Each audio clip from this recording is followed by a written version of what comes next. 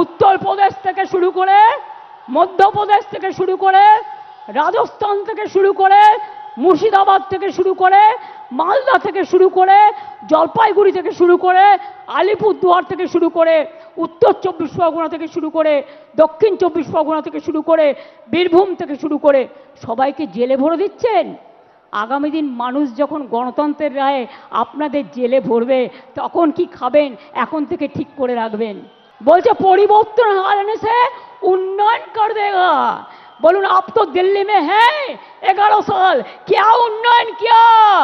2 करोड़ लोग के नौकरी देने के वादा किया था, कुछ नहीं हुआ।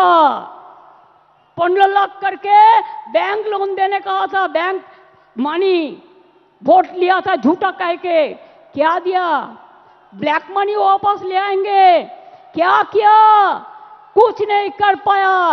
और अभी कहते हैं बंगाल में आप डेवलपमेंट करेंगे, आप 100 दिन का काम बंद कर दिया, बांग्ला बाड़ी बंद कर दिया, ग्रामीण रोड बंद कर दिया, लोगों को जेल में डाल रहा है, लोगों को डिटेंशन कैंप में डाल रहा है।